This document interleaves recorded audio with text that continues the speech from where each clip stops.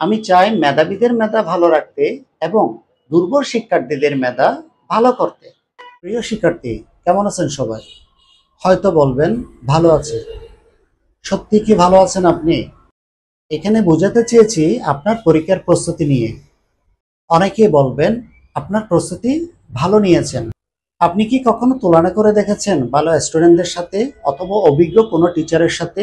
তুলনা করলেই আপনি বুঝতে পারতেন আসলে আপনার প্রস্তুতিটা কেমন। আপনি নিজে নিজে যদি মনে করেন আপনার প্রস্তুতি ভালো, আপনি সেরা, তাহলে কি আপনি সেরা হয়ে যাবেন? হয়তো আপনি তুলনা করেছেন আপনার খারাপ বন্ধুদের সাথে অথবা একটি মাত্র টিচারের সাথে, যে কারণে এইচএসসি বোর্ড পরীক্ষায় শিক্ষার্থীরা রেজাল্টটা ভালো করে না এবং শেষমেশ শিক্ষার্থীরা মনে করে শিক্ষার্থীর তকদির বা ভাগ্য খারাপ। আসলে বিষয়টা এমন নয়। কিছু কথা আপনাকে বোঝাতে নয়, যাদের প্রয়োজন তারা বুঝলে হয়।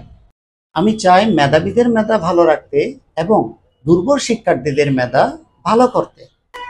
হিসাব বিজ্ঞান এবং ফিন্যান্সের মধ্যে কিছু কঠিন অধ্যায় রয়েছে। মনে রাখবেন, আপনার যদি কঠিন লেগে থাকে আমার সাথে যোগাযোগ করবেন।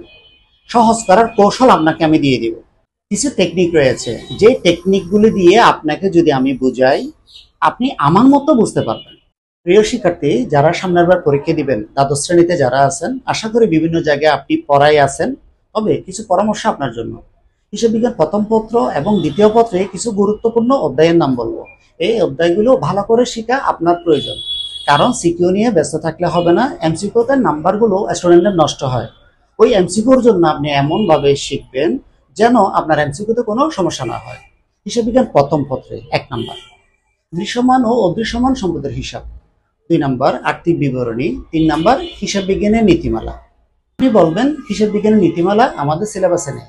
আমি বলবো এই চ্যাপ্টারটা ছাড়া হিসাব বিজ্ঞান চালাতে পারবেন না। সুতরাং এই চ্যাপ্টার আপনাকে পড়াতে না চাইলেও আপনি জোর করে আদায় করে নেবেন আপনার জন্য। বিজ্ঞান দ্বিতীয় পত্র 1 নাম্বার উৎপাদন ব্যয় বিবরণী, 2 নাম্বার আর্থিক বিবরণী বিশ্লেষণ, 3 নাম্বার যৌথ কোম্পানি মূলধনের আর্থিক বিবরণী, 4 নাম্বার মজুত মালের হিসাব রক্ষণ পদ্ধতি।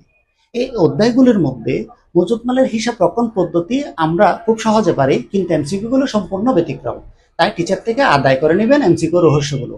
উৎপাদন বিবরণী আমরা অনেকে মনে করি যে মজুরি বেতনের অঙ্ক করলে হয়ে যায়, আসলে নয়। আর একটা উৎপাদন বিবরণী নামে একটা তালিকা ভিত্তিক অঙ্ক আছে, ওটা ভালো করে আয়ত্ত করলে এমসিকিউ অনেকগুলো কমন পাবেন। আর্থিক বিবরণী বিশ্লেষণ এই অধ্যায়ে অনেকগুলো সূত্র। আপনি সূত্র মুখস্থ করবেন না, টিচার থেকে জেনে নেবেন যে সূত্রগুলো কিভাবে আবিষ্কার হয়েছে।